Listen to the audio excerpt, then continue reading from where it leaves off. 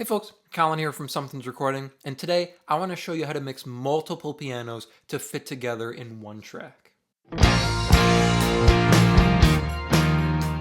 Today we're kind of tackling the idea of mixing multiple pianos to sound as close as possible to one piano across the track, but before we dive in here, if you are looking to go a little bit deeper into the mixing process in its entirety and really start to hone your workflow as an engineer, then I have just the thing for you.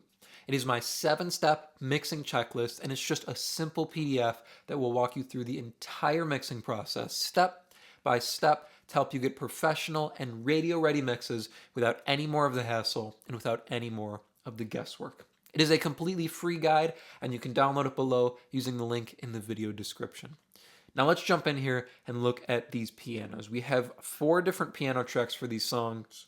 For this song, it's a medley song. The artist was putting together 4 different songs. So we have 4 instrumental piano parts with some strings layered across them as well. The challenge was to kind of mix these 4 pianos together to sound as cohesive as possible as one song. So we have some key changes and stuff like that to deal with in the editing process. But when it comes time to mix them, the challenge is getting them to sound as similar as possible. So we're not having drastic volume changes or drastic tone changes from one piece of the song to the next because our vocal's not changing drastically tone-wise. It's the same vocal performance across these 4 tracks, same singer, same day, same microphone.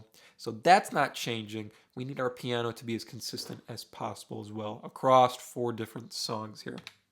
Let me show you what we're sounding like here. Let me give you a brief run through of each song here. You can hear the 4 different pianos and hear how close they are at the moment. They're not exact, but they're as close as we can get them to keep them sounding natural as well. So we're going to start at the beginning here, and I'll play you a little bit of each piece of the track here of each piano.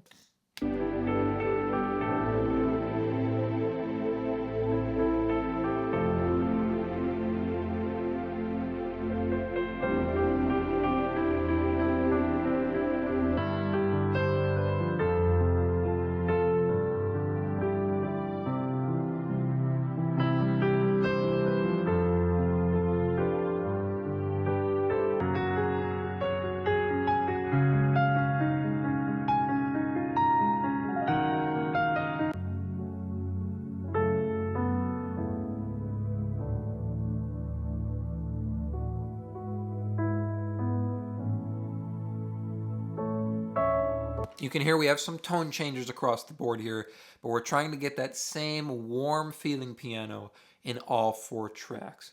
We got close here. Obviously, they're not exact. They are completely different performances, different pianos, different mics, all that sort of thing on each track here. But just doing a little bit of EQ, and then we're going to look at our bus channel here to see how we kind of shaped everything to feel more cohesive as a package here. On each track, we did a little bit of processing. I did just a touch of EQ on each track here to try and get them warmer feeling and somewhat in the same frequency range.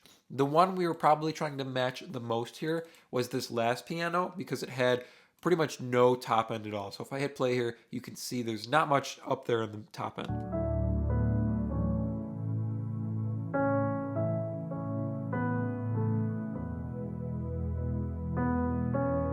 After about 2K there's not much up there at all. That was the challenge because the rest of our pianos did have energy up on the top end. So if we look across the board here, here's our first piano. You can see I'm rolling off everything above 2K there to match the frequency ranges of these pianos a little bit better. Same thing here on our second one, pretty similar processing. The first 2 pianos were the closest sounding, which was very, very helpful there in the first transition. Now our third piano here, a little bit different sounding, had some more mid-range to it, still rolling off that top end, and it had a lot more low end. So we're rolling up our high-pass filter a bit higher. So step 1 here, if you're trying to get a bunch of pianos to sound more cohesive, to sound more similar, then you want to start by using your EQ to shape your overall frequency range. Even if that just means putting in a high-pass filter and putting in a low-pass filter on each one to set your frequency range overall. We're kind of sitting from about 100, 150 to 2K on each piano here. So one more time, let me run you down each piano, and I'll pull up the EQ for each one as we go as well.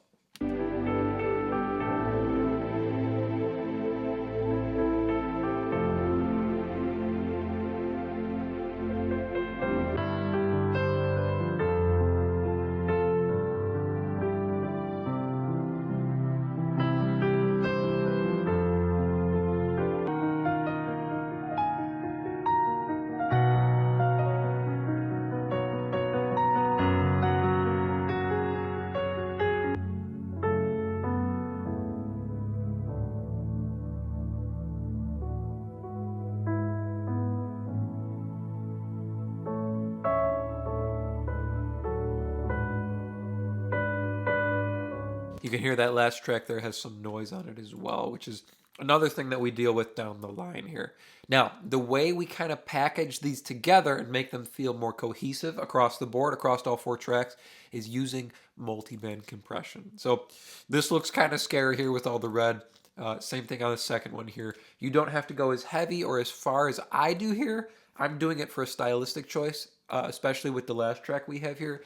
But the strategy and the technique stays the same here. So if we're looking at our first multiband, what I've done is I've used our EQ on each one to divide up our frequency range. So if we look at our last one here, this is kind of what we're using as our example here. Let me pull up the EQ and we'll pull up the multiband. I'll hit play here. Watch our frequency ranges here on our EQ and you can see how they divide up here.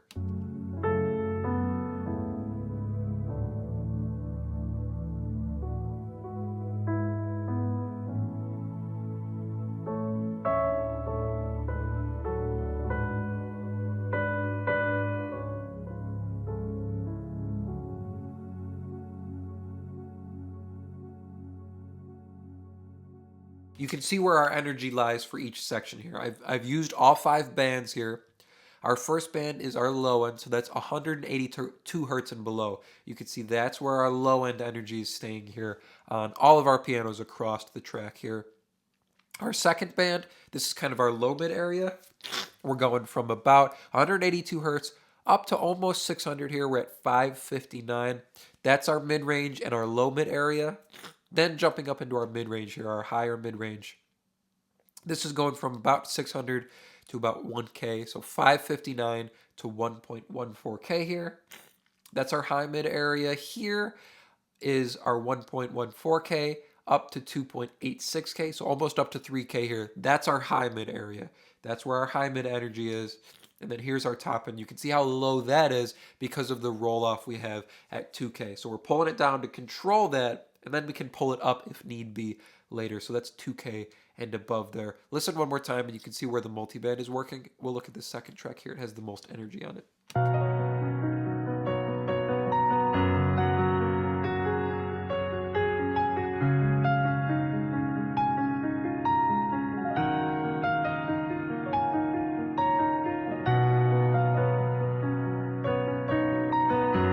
You can see how much work we're doing with the multiband, and that might look kind of scary. And it could be scary doing that much work, but that's what we're doing. That's what we need here to get that cohesion across all 4 tracks. So if I put this down, let's look at this big area on the third track here.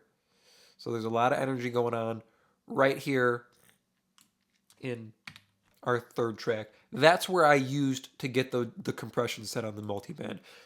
You want to find where you have the most energy and set your compression levels there so you don't end up doing too much compression later. So we're going to go through each band here. We're going to look at the low end first. This is the third track where our most energy is.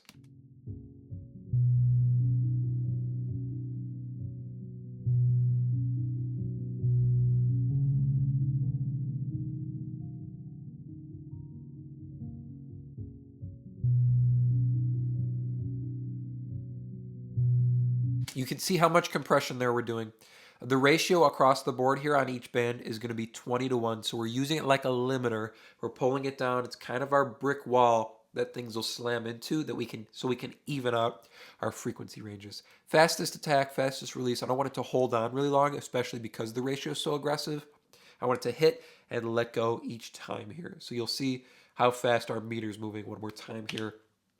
You'll hear a little bit of crackling, a little bit of distortion because we're working so hard on the low end here. But for me, that added to the cohesion we get across the tracks because of that noise we have on the last track. So again, that's a stylistic choice to go that far and to do this much. You don't have to do this much compression and you don't have to go so far that you get that crackling. But that helped wrap everything up in a nice little bow here. One more time on the low end.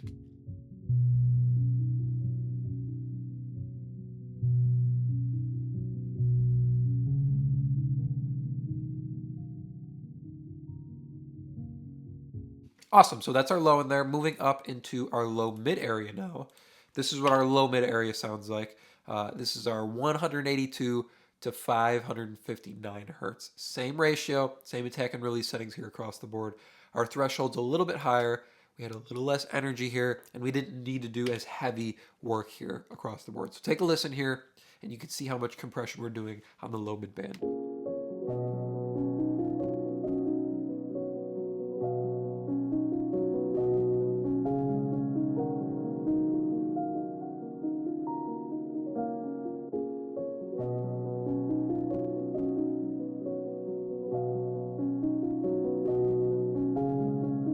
So you can hear that little bit of crackling, that little bit of noise that we're adding in to kind of match all that white noise we have coming from that third track. It makes things feel somewhat lo-fi when you have all the top end rolled off and there's that white noise. So just a touch of that crackling here. Maybe that's why we have our brick wall ratio set to kind of give that same vibe here. It's a very bright and open piano sound. These first three tracks are kind of there in that same way. This one has more mid-range to it, but they have that bright, full piano sound. They have that nice top end. That's what we're kind of getting rid of here to match these piano sounds. Moving up now, we have our mid-range here from 559 to about 1K here. Same ratio, same attack release settings. Listen to how much compression we're doing here.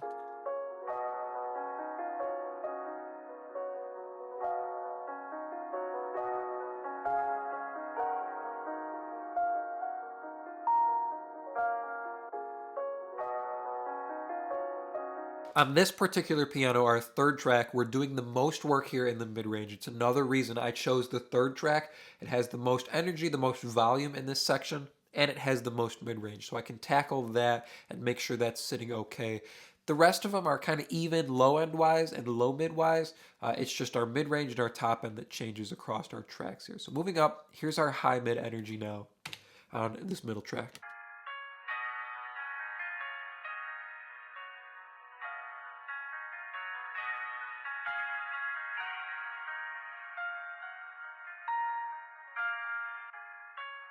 So you can see not much work compared to the other three bands so far. They were pretty similar in the high mid area. The first three tracks all had that nice brightness around the 2K area. Not so much with our fourth track, obviously, but moving on to our top end now. So this is 2.8K, technically about 3K and above here. Listen to what we're doing here.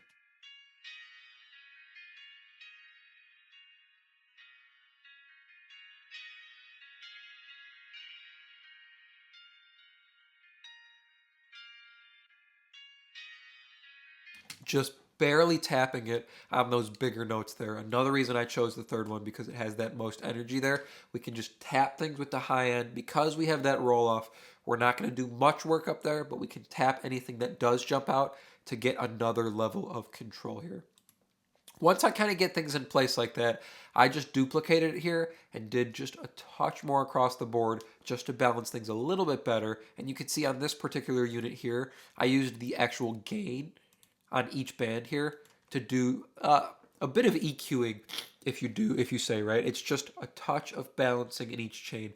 So I started with the low end here and then built the piano from there. So with our low end, you'll see our gains at 1.5 dB up. So I boosted the low end. Take a listen here now.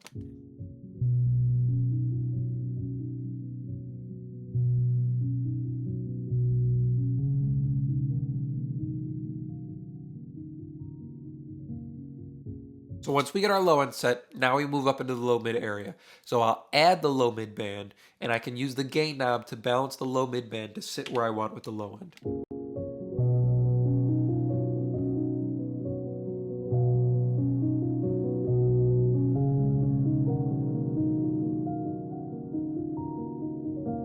So you can see our low mid band is down about 7 dB, 6.5 dB here on our low mid. So that's 182 to 559 hertz.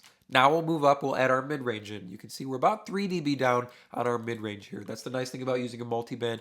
As you kind of compress these different frequencies, you can use the output gain knob to balance things against the other bands here. So here's our mid range in.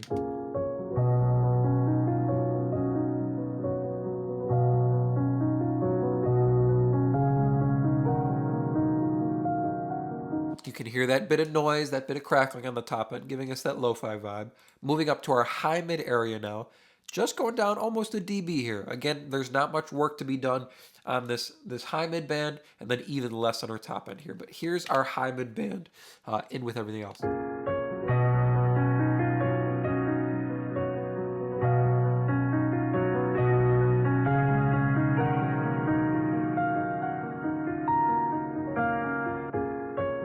You can hear we kind of have our full piano sound, especially if we jump to the last track here. It feels like that's the full piano sound.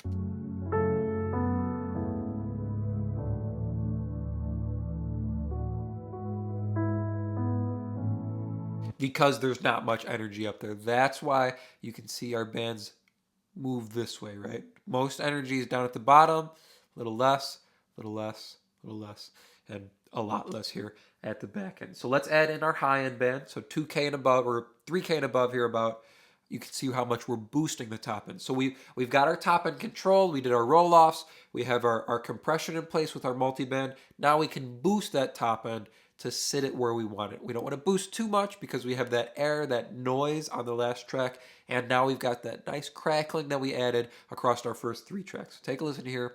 This is with our top band in.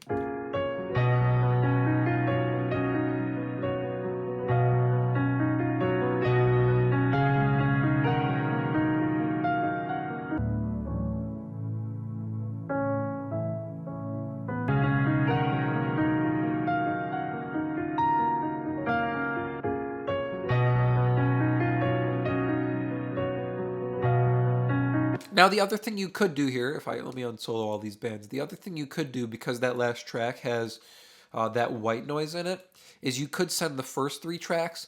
You could put the console shaper or something on them, and then just click the noise on, so they all have some noise across them. I opted to just add that little bit of crackling by pushing the compression harder to give them that same kind of lo-fi vibe that the final track has, with all the top end gone and that white noise in the background. The last thing I did here on the pianos, just a touch of shaping at the end.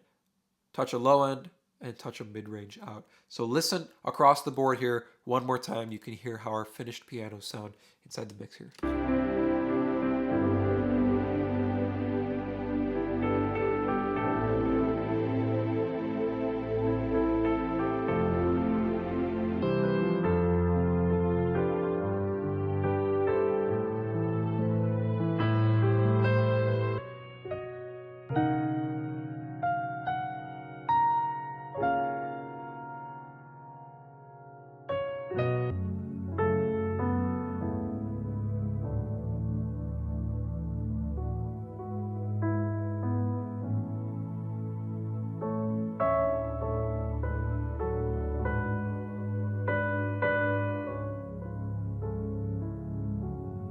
All we're doing here, using our multiband to balance the different frequency parts of each track here to get them as similar sounding as possible. You can definitely go farther with this. We could do more multiband work. We could do more EQ work. We could roll off more top end on our first 3 tracks. We could add the noise, like I said, but you want to try and keep the tracks intact, as intact as possible, while trying to get them sounding as similar as possible here.